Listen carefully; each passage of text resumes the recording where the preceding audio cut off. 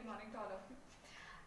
बच्चों हम लोग reproduction we are going to very good morning to all of you. हम लोग कल पढ़ रहे थे आपका क्लास 10th. हम लोगों ने हाउ डू ऑर्गेनिज्म रिप्रोड्यूस ये चैप्टर स्टार्ट कर दिया था. ये सेक्सुअल रिप्रोडक्शन टोटली फिनिश हो चुका है और आपको नोट्स बनाने के लिए दिए गए थे from the book NCERT. Okay, now we are going to start the second one portion, that is sexual reproduction in plant, sexual reproduction in all organisms. ठीक है, अब पहला पोर्शन हमने कल क्या पढ़ा था? Asexual reproduction. रिप्रोडक्शन दो टाइप्स के होते हैं, एक होता है आपका एसेक्सुअल रिप्रोडक्शन, दूसरा होता है आपका सेक्सुअल रिप्रोडक्शन. एसेक्सुअल रिप्रोडक्शन में हमने क्या क्या पढ़ा था, एक बार रिवाइज करते हैं. हम लोगों ने पढ़ा था बाइनरी फिजन, फ्रेगमेंटेशन. फ्रेगमेंटेशन के बाद हमने क्या पढ़ा था, बर्डिंग पढ़ा था. बर्डिंग के बाद हमने क्या पढ़ा था आपके पास, बर्डिंग, फ्रेगमेंटेशन हो गया आपके पास, और उसके बाद स्पोर फॉर्मेशन. स्पोर फॉर्मेशन के पास रीजनरेशन. रीजनरेशन के बाद अब आप आ जाते हैं सेक्सुअल रिप्रोडक्शन पे. ठीक है, तो आपको ये सारा एक बार दोबारा दोहराना है, देखना है इसमें क्या क्या था, रीजनरेशन में क्या होता है, स्पोर फॉर्मेशन में क्या होता है, स्पाइरोगाइरा किससे रिलेटेड है, हाइड्रा किससे रिलेटेड है. ठीक है, ये सारी चीज़ें पे आप दोबारा रिवाइज करोगे. अब आप चलते हैं नेक्स्ट वाले पॉइंट पे, सेक्सुअल रिप्रोडक्शन में. सेक्सुअल रिप्रोडक्शन में जैसे हम लोग थे, हम लोगों ने क्या किया था कि एक ही सेक्सुअल रिप्रोडक्शन में केवल एक ही पेरेंट्स की जरूरत पड़ती थी.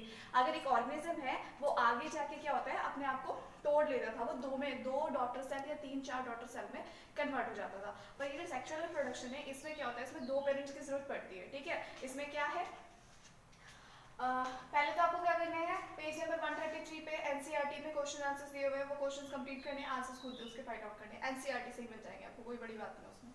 उसके बाद sexual reproduction. In sexual reproduction 2 parents required to form progeny, यानी 2 पेरेंट्स की जरूरत पड़ती है उसमें प्रोगेनी के लिए. कितने पेरेंट्स की जरूरत पड़ती है, 2 पेरेंट्स की जरूरत पड़ती है, और वो भी किसके लिए, प्रोगेनी के लिए. आगे चलते हैं. In this reproduction progeny never be an exact copy of its parents. आपको एक और चीज बता दूं, जब हम एसेक्सुअल रिप्रोडक्शन करते हैं तो क्या होता है, जो प्रोगेनी होता है वो एग्जैक्ट कॉपी होता है. एग्जैक्ट कॉपी होता है किसकी, अपनी पेरेंट्स की. ठीक है, और सेक्सुअल रिप्रोडक्शन में ऐसा नहीं होता, क्योंकि आप देखो पेरेंट्स, सेक्सुअल रिप्रोडक्शन किस में होता है, ह्यूमंस में होता है, एनिमल्स में होता है. अगर हम इनकी बात करते हैं तो इसमें क्या होता है कि जैसे एक फीमेल है और एक मेल है, दोनों अलग अलग सेक्स के ऑर्गन्स हैं, और जब ऑर्गेनिजम्स हैं, जब ये न्यू प्रोगेनी प्रोड्यूस करते हैं तो इसमें क्या होता है, न्यू प्रोगेनी जो होगा उसमें थोड़े से कैरेक्टर्स मेल के और थोड़े से कैरेक्टर फीमेल के आते हैं. तो दोनों का कैरेक्टर मिक्सअप होके इसीलिए वो एग्जैक्ट कॉपी अपने पेरेंट्स की नहीं बन सकता, क्योंकि वहाँ पे 2 पेरेंट्स रिक्वायर्ड है. इनफैक्ट एसेक्सुअल रिप्रोडक्शन में एक ही पेरेंट्स की रिक्वायरमेंट होती है, इसीलिए जो उसके प्रोगेनी होती है वो एग्जैक्ट कॉपी, जैसे उसके पेरेंट्स होते हैं वैसे ही एग्जैक्ट कॉपी क्या बनता है, वैसे ही एग्जैक्ट कॉपी प्रोगेनी बनता है. इसमें आगे बात करते हैं कि in this DNA combining process will be happen. इसमें क्या होता है, डीएनए की कंबाइनिंग प्रोसेस होती है. जैसे मदर से हाफ मदर का डीएनए आएगा, फादर का डीएनए आएगा, दोनों डीएनए कंबाइन होंगे, तब जाके जो आपका प्रोगेनी या फिर चाइल्ड होता है वो डेवलप्ड होता है. तो इसमें क्या होगा, दोनों के कैरेक्टर्स थोड़े थोड़े उसमें आ जाते हैं, और इसी वजह से वेरिएशन यानी बदलाव आता है थोड़ा, किसमें, बच्चों में आता है अपने पेरेंट्स से.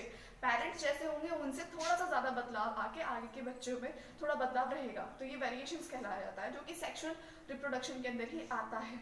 Now next will be process happen in which DNA of both parents combine together to form progeny. That's why progeny have mixture characteristics of its parents. Same काम है, इसी वजह से जो प्रोगेनी होता है उसके जो पेरेंट्स का करेक्टर होता है, मतलब जो पेरेंट्स होते हैं दोनों के करेक्टर का थोड़ा थोड़ा पार्ट इसके अंदर होता है. एक बार आप इसे नोट करेंगे क्योंकि स्टार्टिंग आपको इसी से करनी है. उसके बाद हम चलेंगे सेक्सुअल रिप्रोडक्शन इन फ्लावर, मतलब फ्लावर ऑफ प्लांट्स. ठीक है,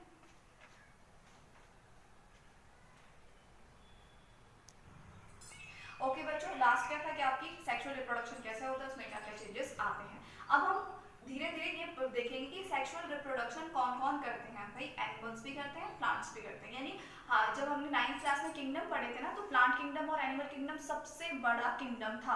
तो दोनों किंगडम्स क्या थे, मल्टी सेलुलर थे. अब यही जो दोनों किंगडम में इन्वॉल्व होते हैं, ये सभी सेक्सुअल रिप्रोडक्शन करते हैं. वैसे एसेक्सुअल भी करते हैं. हमने वेजिटेटिव प्रोपगेशन पढ़ा था. वेजिटेटिव प्रोपगेशन में क्या था, प्लांट अपने पार्ट से, यानी किसी भी पार्ट से, जैसे आपके पोटैटो हो गए, पोटैटो की आई होती है, आलू में आई होती है, तो क्या करते हैं उसी से आप क्या करते हो, नए नए पौधे उगा सकते हो. तो ये बिना सीड्स के, बिना रिप्रोडक्शन के भी, बिना सेक्सुअल रिप्रोडक्शन के भी हो जाता है प्लांट्स में. बट एनिमल्स में सेक्सुअल रिप्रोडक्शन की जरूरत होती है. प्लांट्स दोनों तरह से अपने आप को बिहेव कर सकते हैं, सेक्सुअली प्रोड्यूस भी कर सकते हैं वो, और एसेक्सुअली प्रोड्यूस भी कर सकते हैं. तो अब हम प्लांट्स के सबसे पहले हम फ्लावर्स, जो जिन प्लांट्स में फ्लावर्स फ्लावर्स आते हैं वो लोग हमेशा, ये हमेशा ध्यान रखना, जिन प्लांट्स में फ्लावर्स आते हैं वो हमेशा सेक्सुअल रिप्रोडक्शन करेंगे, और जिनमें फ्लावर्स नहीं, मतलब मोस्टली सेक्सुअल रिप्रोडक्शन करने के लिए फ्लावर्स की इंपॉर्टेंस होती है क्योंकि वो कन्वर्ट हो जाते हैं सीड्स में। जिनमें भी सीड्स पाए जाते हैं वो सब सेक्सुअल रिप्रोडक्शन करने वाले प्लांट्स होते हैं। ठीक है, अब स्टार्ट करते हैं आपके sexual reproduction in plants. Plants में भी मेल और फीमेल कैरेक्टर दोनों होता है।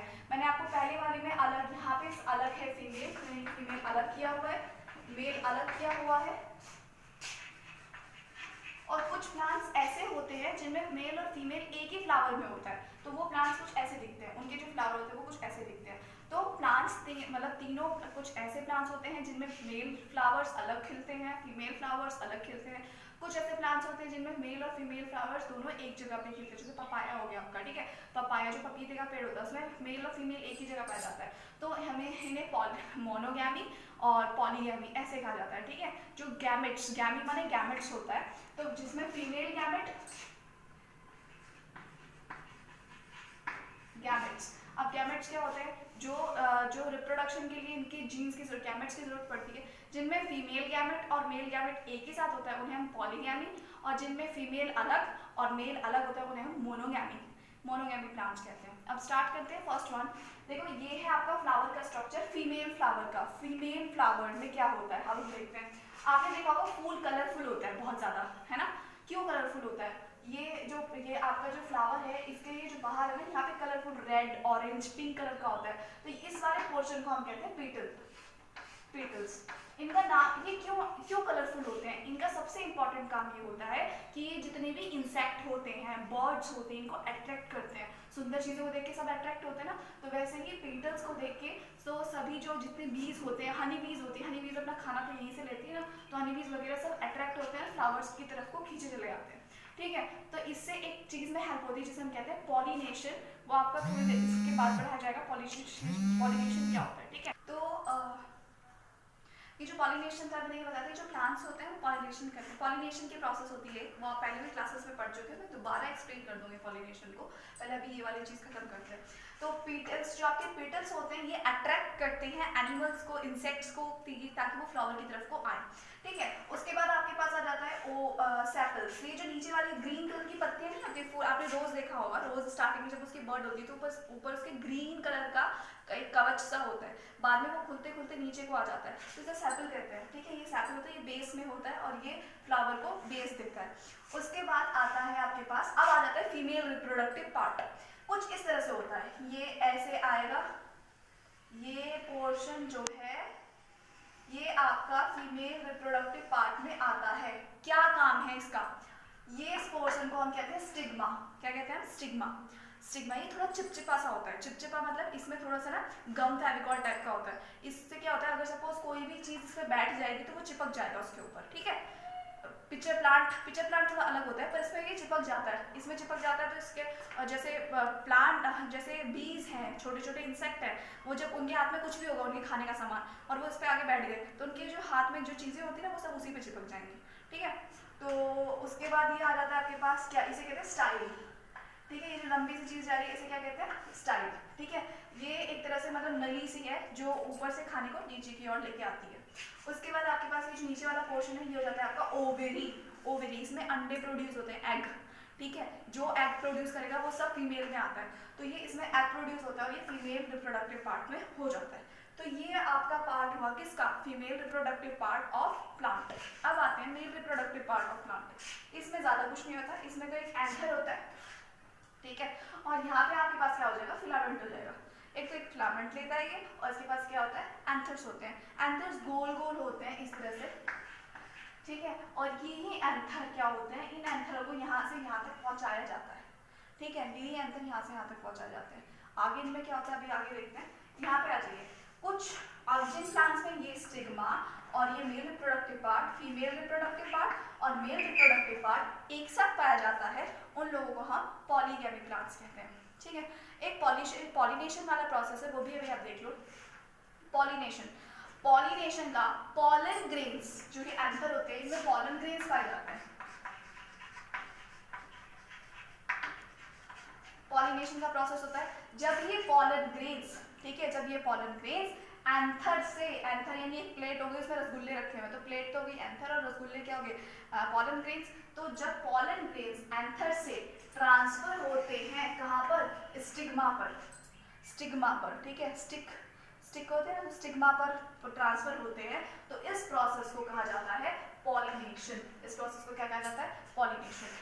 When pollen grains transfer from anther to the stigma of the female reproductive part, that is known as pollination.